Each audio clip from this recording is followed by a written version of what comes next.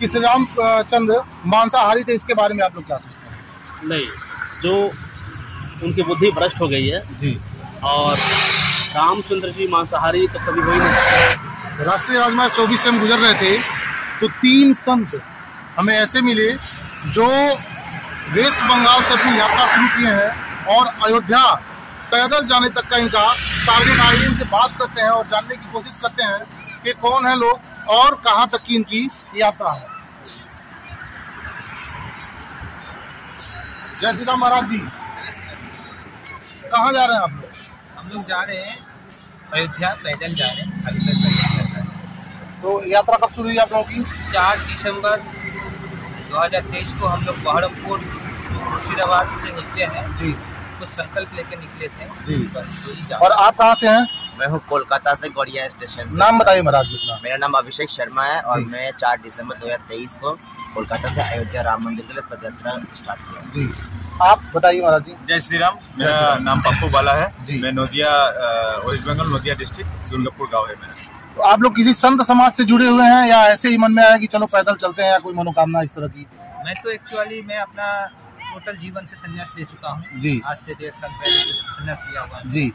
तो संकल्प था, इस संकल्प की वजह से मैं तो इतनी कड़ाके की सर्दी में जहां आधी आबादी अपने अपने घरों में डूबती हुई है, आप नंगे पांव चल रहे हैं, ठंड का प्रभाव आपके ऊपर नहीं है?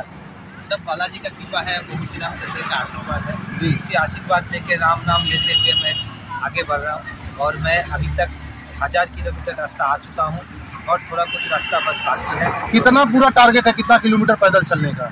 टोटल तो मेरा 1700 किलोमीटर है जी। मैं यहाँ से गोरखनाथ मंदिर होते हुए अयोध्या होते हुए फिर बागेश्वर धाम जाऊँगा जी। फिर वहाँ से अभी कहाँ जाना है नहीं जाना है बाद में सोचेंगे। और पैदल चलने का आप लोगों का शेड्यूल क्या है? रात में भी चलते हैं या विश्राम कब करते हैं, कहाँ रुकते हैं, क्या प्लानिंग रहती है? हम लोगों का ऐसे हम लोग 30 से 35 किलोमीटर पूरा दिन में चलते हैं जी।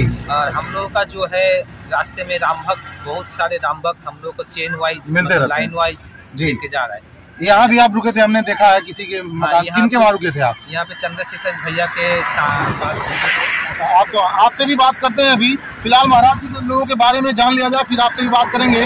भैया ने महाराज जी लोगों को रोका और बाकायदा घर में बैठा करके इन लोगों को भोजन भी कराया। बात करेंगे इन लोगों से भी। आज का युवा जहाँ सोशल मीडिया पर ज्यादा एक्टिव है, कभी कोई सोशल इंस्टाग्राम पे है तो कोई फेसबुक पे है, कोई यूट्यूब पे है, तो आप लोगों के मन में ये आस्था का भाव, ये श्रद्धा का भाव कहाँ से आता है?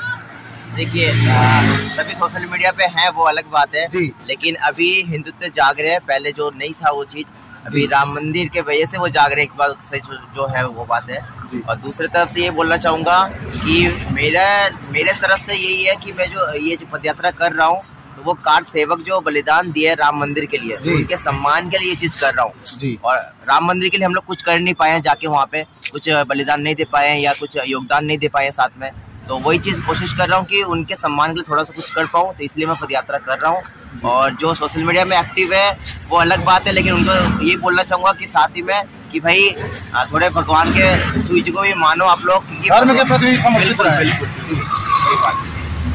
आपकी टोटल यात्रा कितने किलोमीटर तक की है? मेरा 1100 किलोमीटर जी।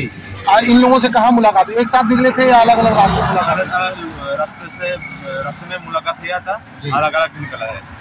तो रात में आप लोग विश्राम कहाँ किए थे? इसलिए आपका व्यवस्था बहुत राम भक्त है तो हम आगे 30 किलोमीटर आगे चलता हूँ, 2 मिल जाता है, हम लोग का व्यवस्था करता है। अयोध्या जाने के बाद आप लोगों का अगला प्लानिंग क्या होगा? वहाँ से तो मेरा प्लानिंग है बागेश्वर धाम जाना। बागेश्वर धाम जाएंगे। इन लोग घर जब वापस जाएंगे। बालाजी को हाथ में भी आपने ले रखा हुआ है? हाँ, मेरा 2 संकल्प था, उसमें एक संकल्प में बालाजी को जो है बाबू श्री रामचंद्र से दर्शन कराना और दूसरा एक संकल्प है कि आज जो वेस्ट बंगाल में अराजकता, अन्याय, अत्याचार जो साधारण इंसान के ऊपर चल रहा है,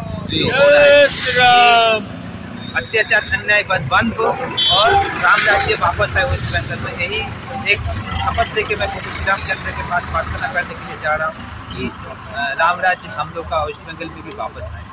कितनी बड़ी बात महाराज जी ने कह दी है। आप देख सकते हैं नंगे पांव वो 1700 किलोमीटर की यात्रा पैदल चल करके तय करेंगे। लोक सुरक्षा के लिए इनकी ये यात्रा ये संकल्पित है। बता रहा है कि जो अन्याय आज के समाज में लोगों के साथ हो रहा है वो दूर हो, ये संकल्प इनका है और जिस वजह से ये 1700 किलोमीटर की पैदल यात्रा कर रहे हैं। भैया से बात करें। भैया क्या नाम है आपका? जी, आप किसी पोस्ट पर हैं?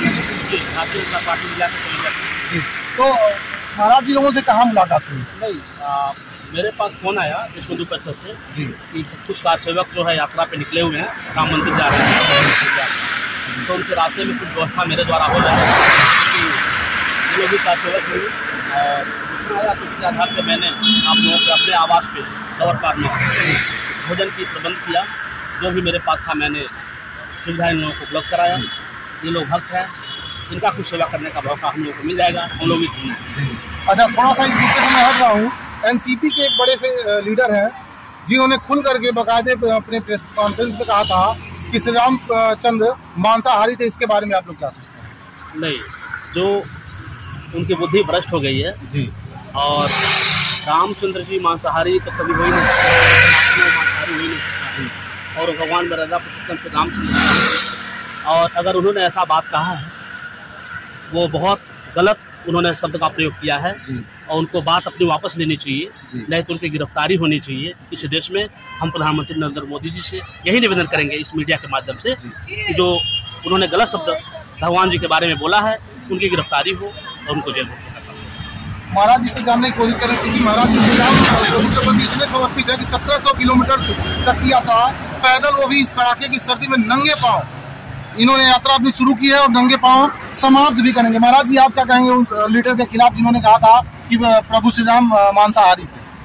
सबसे पहले तो उनका मति भ्रष्ट हो गया है जी, क्योंकि हर एक अवतार में हम लोगों का जो भगवान जो अवतार लेता है, हर एक अवतार में हम लोगों को मनुष्य जीवन के लिए कुछ ना कुछ शिक्षा दे के जाता है।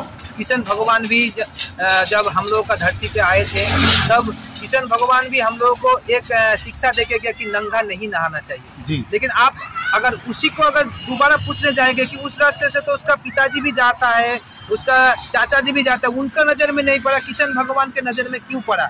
लेकिन यही है सबसे बड़ा बात कि हम लोग का सनातन धर्म में कि जो सनातनी है वो अच्छे से हम लोग का वेद पुराण नहीं पढ़ता है।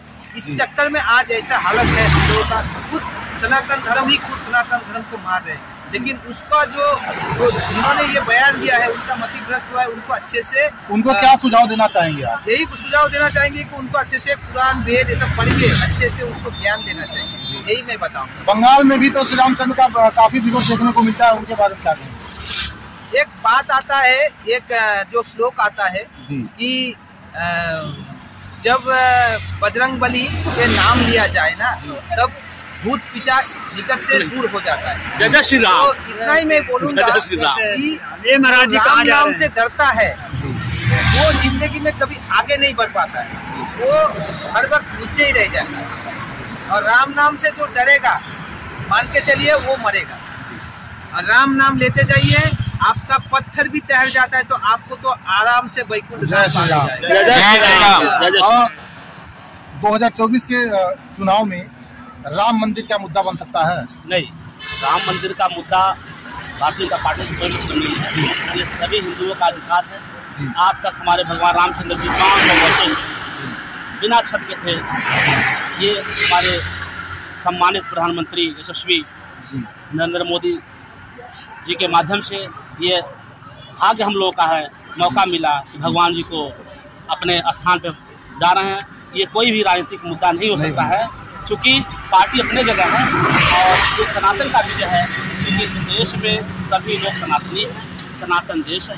और जो राजनीतिक मुद्दा बना करके यह बोले कि रामचंद्र जी केवल भारतीय जनता पार्टी के लोगों के हैं, ये गलत है। और चुनाव वैसे भी उत्तर प्रदेश में 80 सीटों में हम लोग 80 सीट जीत करके मोदी जी के हाथों को मजबूत कर रहे हैं। जय जय श्री राम, जय जय श्री राम। अच्छा, विरोधी दल छटपटा रहा है, कई लोगों ने तो ये तक बयान कर दिया कि अगर हमारी सरकार होती तो हम भी राम मंदिर बनवाते। नहीं, इसके पहले बहुजन समाज पार्टी की सरकार बनी, समाजवादी की सरकार बनी, जिन्होंने कारसेवक के ऊपर गोलियां चलवाने का काम किया। अगर ये लोग बनवाना चाहते तो हमारे भगवान जी दिन में छप्पर में नहीं रहते, खुले आसमान में नहीं रहते, महलों में रहते। क्योंकि ये लोग झूठी बात करते हैं। ये अगर कोई काम किया है तो हमारे नरेंद्र मोदी जी ने किया है, हमारी भारतीय जनता पार्टी ने किया है। सनातन धर्म ऐसे महान लोगों के वजह से ही जीवित है और कहीं न कहीं लोग जाग भी रहे हैं। इन लोगों के प्रयास से, इन लोगों के समर्पण से लोगों पे एक अच्छा छाप पड़ रहा है और लोग जाग भी रहे हैं। ऐसे और भी रोचक खबरें देखने के लिए देखते रहिए न्यूज़ ऑन।